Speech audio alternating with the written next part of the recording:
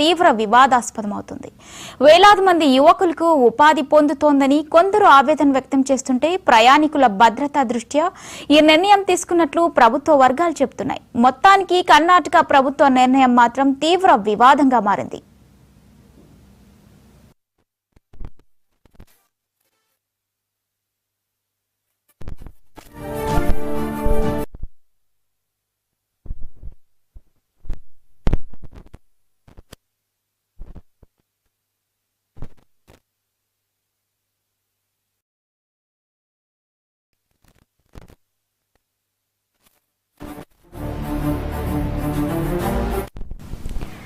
కర్ణాటకలో ఓలా, ర్యాపిడో బైక్ టాక్సీలపై ప్రభుత్వం నిషేధం విధించింది.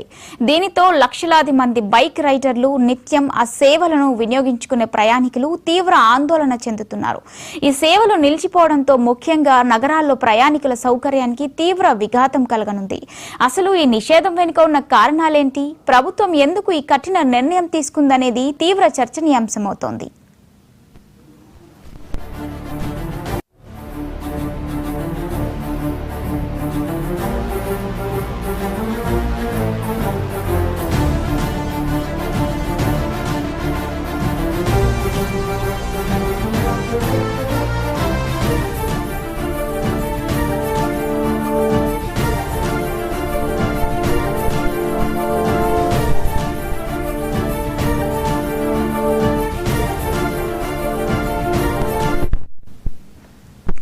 ఈ నిషేధానికి ప్రధాన కారణం బైక్ టాక్సీలకు చట్టబద్ధత లేకపోవడాన్ని కారణంగా ప్రభుత్వం చూపిస్తోంది.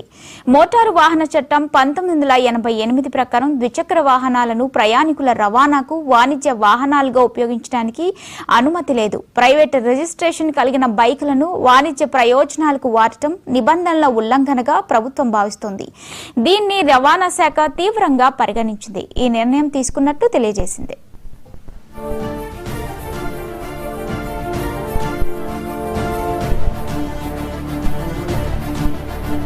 ఓలా, ర్యాపిడో వంటి అగ్రిగేట్ కంపెనీలు చట్టబద్ధమైన అనుమతులు లేకుండానే బైక్ టాక్సీలు సేవలను అందిస్తున్నాయని రవాణా శాఖ ఆరోపించింది. ఛార్జీల నియంత్రణ, ప్రయాణికుల భద్రత, బీమా వంటి అంశాలపై ఎటువంటి నిబంధనలు లేకపోవడం కూడా ఒక కారణంగా ప్రభుత్వం చూపుతోంది. ఈ అక్రమ కార్యకలాపాలను అరికట్టడం ద్వారా ప్రయాణికులకు మెరుగైన, సురక్షితమైన సేవలు అందించడమే తమ లక్ష్యమని ప్రభుత్వం పేర్కొంది.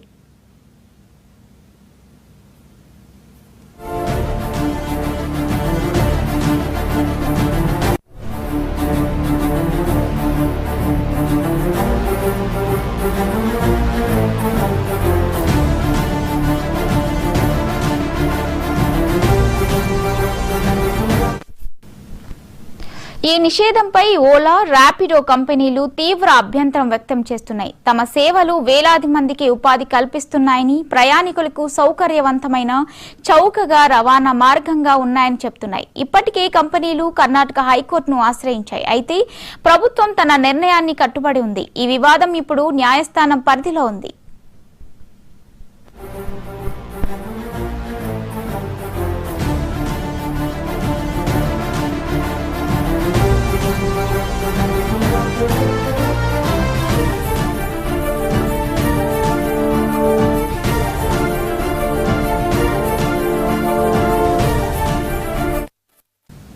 ఈ నిషేధం వల్ల వేలాది మంది బైక్ రైడర్లు ఆదాయ మార్గం కోల్పోతారు. చాలా మంది ఈ సేవలు అందిస్తూ పూర్తిస్థాయి ఉపాధి పొందుతున్నారు.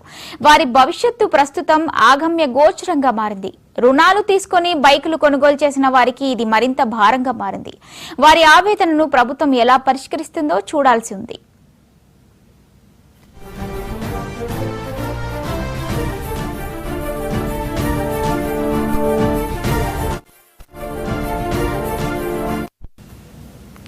బైక్ టాక్సీలు ముఖ్యంగా తక్కువ దూరంలో ఉన్న గమ్యస్థానాలకు చేరుకోవడానికి రద్దీ సమయాల్లో వేగవంతమైన చౌకన రవాణా సాధనాలుగా ఉండేవి. ఇప్పుడు ప్రయాణికులు ఆటోలు, క్యాబ్ల కోసం ఎక్కువ డబ్బు, సమయం వెచ్చించాల్సి వస్తుంది. ముఖ్యంగా విద్యార్థులు, కార్యాలయాలకు వెళ్లే ఉద్యోగులు ఈ నిషేధం వల్ల తీవ్ర ఇబ్బందులు పడే అవకాశం ఉంది.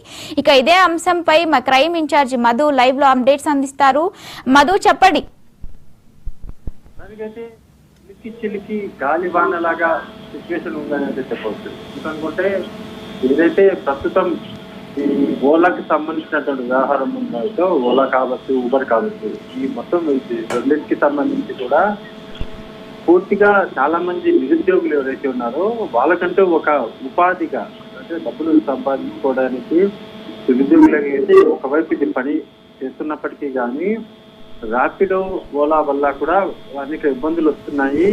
ఎందుకంటే ఎటువంటి పర్మిషన్స్ లేకుండా వీళ్ళు ఈ విధంగా నడపడము, అందులోనూ ద్విచక్ర వాహనాలు ఏవైతే ఉన్నాయో వీటికి ఎక్కడా కూడా రవాణా శాఖ చట్టం కిందకైతే ఇవి వర్తించవు.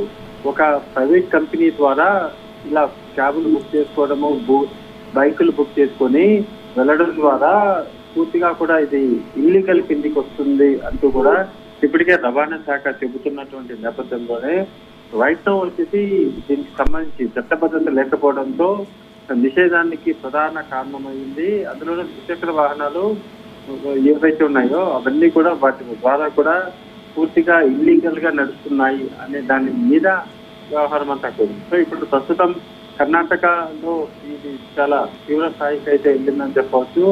అందులో భాగంగానే ప్రస్తుతం అక్కడ ఉన్నటువంటి ఓలా, ర్యాపిడో ఏదైతే ఉన్నాయో వాటిని నిలుపుదల చేస్తూ కూడా ఆదేశాలు జారీ అయ్యాయి. ఒకంత ఆందోళన అయితే మొదలైంది. ఆందోళన కార్యక్రమాలు కావచ్చు, వీటన్నింటి నేపథ్యంలోనే అటువైపు ఏంటంటే మేము ఉపాధి లేకపోయినా, ఏ ఉపాధి లేకపోయినా ఇదే ర్యాపిడో, ఓలా ద్వారా ఉపాధి పొందుతున్నామని ఒకవైపు, మరోవైపు వచ్చేసి ఎవరైతే లైసెన్స్డ్ ఆటోలు, వెహికల్స్ ఇస్తున్నారో వాళ్ళంతా కూడా ఇవి ఉండడం ద్వారా మాకు అనేక ఇబ్బందులు వస్తున్నాయని కూడా అదొక వైపు. సో వీటన్నిటినీ కూడా రవాణా శాఖ ఇచ్చినటువంటి నిబంధనలు ఏవైతున్నాయో వాటన్నిటినీ కూడా పరిగణలోకి తీసుకొని ప్రస్తుతం అయితే కాస్త హోల్డ్ ఆన్, అంటే ఆపుదల చేస్తున్నట్టుగా ప్రకటిస్తున్నప్పటికీ అది ఎంతవరకు కంటిన్యూ అవుతుందో చూడాలి. ప్రస్తుతం ప్రభుత్వం తీసుకున్నటువంటి నిర్ణయం మీద ఆందోళన కాస్త వ్యతిరేకత కూడా వస్తుంది. అదేవిధంగా ఆదాయ మార్గాలు కోల్పోతున్నామంటూ కూడా బైక్ రైడర్స్ కూడా చెబుతున్నారు. రెండు వైపుల నుంచి కూడా సిచ్యువేషన్స్ ఏవైతే ఉన్నాయో ఆ రెండు వైపుల నుంచి ఉన్నటువంటి సిచ్యువేషన్ అన్నింటినీ కూడా పరిశీలించాలి. ఎందుకంటే చాలా మంది కూడా ఇదే ఉపాధిగా పెడుతున్నారు, ఇదే ఉపాధితో నడుస్తున్న నేపథ్యంలోనే మరి వారి పరిస్థితి ఏంటి అనేది కూడా ఇప్పుడు చాలా కీలకం. ఫైనలీ కర్ణాటకలో ఓలా, ర్యాపిడో ఏవైతే ఉన్నాయో వాటికి రవాణా శాఖ అభ్యంతరం మీద వ్యక్తం చేసింది. అందులో భద్రత లేదు, బీమా లేదు, ఏమాత్రం సౌకర్యం లేదు అంటూ కూడా వాళ్ళు ఇచ్చినటువంటి నివేదిక ఏదైతుందో ఆ నివేదిక ఆధారంగా కూడా ప్రస్తుతం close at the rate of Ola, Uber అనేది చెప్పాలి. మధు, ఓలా, ర్యాపిడో నిషేధం ఏదైతే ఉందో ఇది వేరే రాష్ట్రాలలో కూడా కొనసాగే అవకాశమే ఉందా? దీనిపైన ఏమైనా అప్డేట్ ఉందా? ఇప్పటి వరకు కర్ణాటకకు సంబంధించినటువంటి గవర్నమెంట్ ఏదైతే ఉందో అక్కడ కర్ణాటక గవర్నమెంట్ కంటే ముందు అక్కడ ఉన్నటువంటి రవాణా శాఖ డిపార్ట్మెంట్ ఏదైతే ఉందో 1988 చట్టం ప్రకారము ఇదంతా కూడా అంటే పూర్తిగా కూడా ఇల్లీగల్ గా ఊబర్ అండ్ ఓలా అంతా కూడా ఇల్లీగల్ గా నడుస్తుంది, ఇల్లీగల్ కార్యకలాపాలు నడుస్తున్నాయి. కాబట్టి ఇది ఏమాత్రం అనుమతులు లేనటువంటి రైట్స్, ఏదైనా సరే ఒక అఫీషియల్ రైట్ లాగా ఇదంతా కూడా పూర్తిగా ఇల్లీగల్ రైట్స్. వీటిలో భద్రత ఉండదు, బీమా ఉండదు, ఏమాత్రం కూడా సెక్యూరిటీ లేకుండా ఉన్నటువంటి వీటి మీద ఖచ్చితంగా డెఫినెట్ గా చర్యలు తీసుకోవాలని రవాణా శాఖ భావించింది. అందులో భాగంగానే క్లోజ్ చేస్తున్నట్టుగా ఆదేశాలు అయితే అక్కడికి కర్ణాటక గవర్నమెంట్ అయితే ఇచ్చిందని చెప్పాలి. మరి మధు, ఓలా, ర్యాపిడో నడిపిస్తూ దీన్ని ఒక పార్ట్ టైం లాగా చేస్తున్నారు యువత. దీనికి ప్రభుత్వం ఏం సమాధానం చెప్తుంది? అంటే వాళ్ళ ఇన్కమ్ స్కోర్స్ అయితే తగ్గిపోయినట్టు కనిపిస్తుంది కదా. అంటే ఇక్కడ ఒకటి, చాలా మందికి చదువుకున్నా చదువుకోకపోయినా లైసెన్స్ ఉండి 2 వీలర్ ఉన్నటువంటి చాలా మంది కూడా ర్యాపిడో, ఓలా వచ్చిన తర్వాత ఒక ఉపాధి అయితే దొరికింది. వాళ్ళంటూ కూడా ఒక నెలకు ఇంత సంపాదించుకుంటున్నారు, బ్రతుకుతున్నారు. కానీ ఇప్పుడు ఒక్కసారిగా ఆపేస్తున్నామని ఆదేశాలు ఇవ్వడంతో వాటిలో కూడా ఒక టెన్షన్ అయితే ఉంటుంది. డెఫినెట్ గా ఇంటిది ఇలా ఆపేస్తారో కూడా వాళ్ళకంటే రోజు వచ్చే ఆదాయం ఏదైతుందో ఆదాయం ఇంకా తగ్గిపోయినట్టుగానే భావించారు. సో ఇక అది కూడా సెకండ్ క్వశ్చన్ కూడా లేకపోలేదు, ఇలా చేయడం కరెక్ట్ కాదు అనే వర్షం కూడా లేకపోతే అన్నింటినీ పరిశీలించిన తర్వాత త్వరలో బీఆర్ఎస్ దీనికి సంబంధించినటువంటి మొత్తం వ్యవహారంలో ఎటువంటి నిర్ణయం తీసుకోబోతుంది, కర్ణాటక గవర్నమెంట్ ఎటువంటి కీలక నిర్ణయం తీసుకోబోతుందా, లేకపోతే ఇప్పుడు తీసుకున్నటువంటి నిర్ణయానికి కట్టుబడి ఉంటుందా అనేది చూడాలి. ఈ నిషేధం వల్ల ప్రజల నుంచి ఎటువంటి స్పందన వస్తుంది మధు? ఇది ప్రజలకు ఏమాత్రం కూడా అసౌకర్యంగా కలిగించేటటువంటి విషయమే. ఎందుకంటే ప్రజలు 2 రోజుల పాటు చాలా దగ్గర దూరమైనా సరే ఓలా ఊబర్ బైక్ ఏవైతే ఉంటాయో వాటిని బుక్ చేసుకునేవారు. బుక్ చేసుకుని ప్రశాంతంగా వాళ్ళు తక్కువ ఖర్చు వెళ్ళిపోయేవారు. కానీ ఇప్పుడు దాన్ని ఏకంగా నిషేధించారు కాబట్టి ప్రజలు కూడా కాస్త అసహనాన్ని వ్యక్తమైంది. ప్రభుత్వానికి ఇది కాస్త చేతిగానే చూడాలి. ఈ నిషేధం అనేది జస్ట్ తాత్కాలికమా లేక ఇది కంటిన్యూ చేస్తారా మధు? దాని మీద ఇంకా ఒక క్లారిటీ అయితే లేదు. Right, thank you Madhu.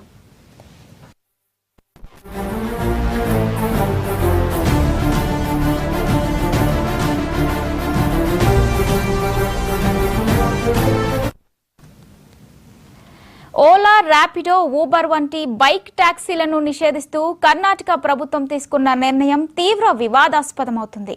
వేలాది మంది యువతులకు ఉపాధి పోతుందని కొందరు ఆవేదన వ్యక్తం చేస్తుంటే ప్రయాణికుల భద్రతా దృష్ట్యా ఈ నిర్ణయం తీసుకున్నట్లు ప్రభుత్వ వర్గాలు చెబుతున్నాయి.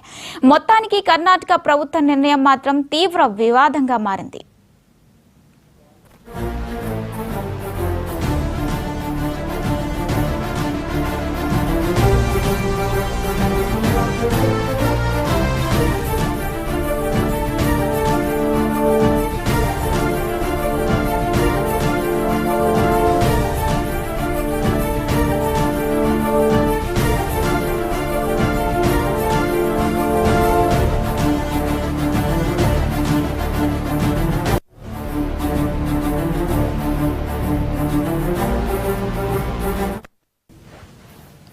కర్ణాటకలో ఓలా, ర్యాపిడో బైక్ ట్యాక్సీలపై ప్రభుత్వం నిషేధం విధించింది. దీనితో లక్షలాది మంది బైక్ రైడర్లు, నిత్యం ఆ సేవలను వినియోగించుకునే ప్రయాణికులు తీవ్ర ఆందోళన చెందుతున్నారు. ఈ సేవలు నిలిచిపోవడంతో ముఖ్యంగా నగరాల్లో ప్రయాణికుల సౌకర్యానికి తీవ్ర విఘాతం కలగనుంది. అసలు ఈ నిషేధం వెనుక ఉన్న కారణాలేంటి, ప్రభుత్వం ఎందుకు ఈ కఠిన నిర్ణయం తీసుకుందనేది తీవ్ర చర్చనీయాంశంగా మారింది.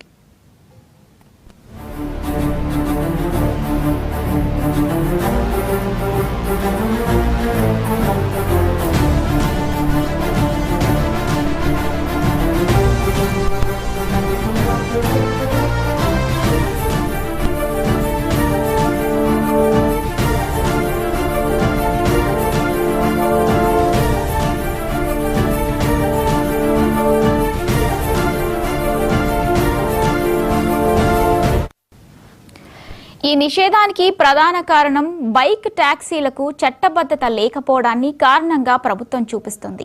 మోటారు వాహన చట్టం 1988 ప్రకారం ద్విచక్ర వాహనాలను ప్రయాణికుల రవాణాకు వాణిజ్య వాహనాలుగా ఉపయోగించడానికి అనుమతి లేదు. ప్రైవేటు రిజిస్ట్రేషన్ కలిగిన బైకులను వాణిజ్య ప్రయోజనాలకు వాడటం నిబంధనల ఉల్లంఘనగా ప్రభుత్వం భావిస్తోంది.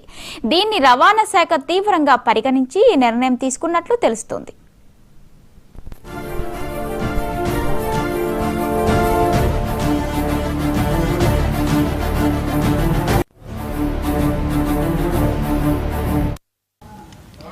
ఓలా, ర్యాపిడో వంటి అగ్రిగేటర్ కంపెనీలు చట్టబద్ధమైన అనుమతులు లేకుండానే బైక్ ట్యాక్సీ సేవలను అందిస్తున్నాయని రవాణా శాఖ ఆరోపించింది.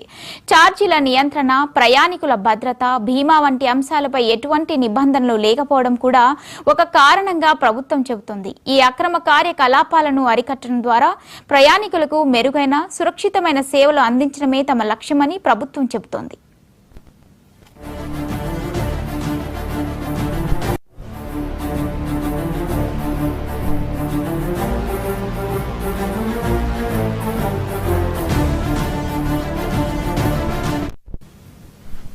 ఈ నిషేధంపై ఓలా, ర్యాపిడో కంపెనీలు తీవ్ర అభ్యంతరం వ్యక్తం చేస్తున్నాయి. తమ సేవలు వేలాది మందికి ఉపాధి కల్పిస్తున్నాయని, ప్రయాణికులకు సౌకర్యవంతమైన, చౌకైన రవాణా మార్గంగా ఉన్నాయని చెబుతున్నాయి. ఇప్పటికే కంపెనీలు కర్ణాటక హైకోర్టును ఆశ్రయించాయి.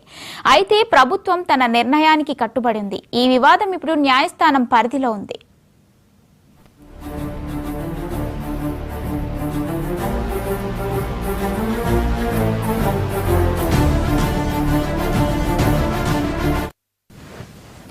ఈ నిషేధం వల్ల వేలాది మంది బైక్ రైడర్లు ఆదాయ మార్గం కోల్పోతారు. చాలా మంది సేవలు అందిస్తూ పూర్తి స్థాయి ఉపాధి పొందుతున్నారు.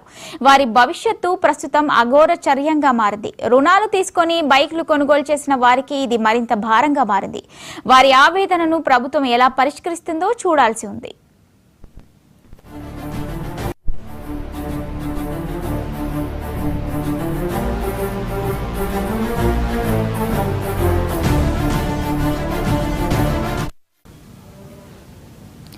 బైక్ టాక్సీలు ముఖ్యంగా తక్కువ దూరంలో ఉన్న గమ్యస్థానాలకు చేరుకోవడానికి రద్దీ సమయంలో వేగవంతమైన చౌకైన రవాణా సాధనాలుగా ఉండేవి. ఇప్పుడు ప్రయాణికులు ఆటోలు, క్యాబుల కోసం ఎక్కువ డబ్బు, సమయం వెచ్చించాల్సి వస్తుంది. ముఖ్యంగా విద్యార్థులు, కార్యాలయాలకు వెళ్లే ఉద్యోగులు ఈ నిషేధం వల్ల తీవ్ర ఇబ్బందులు పడే అవకాశం ఉంది.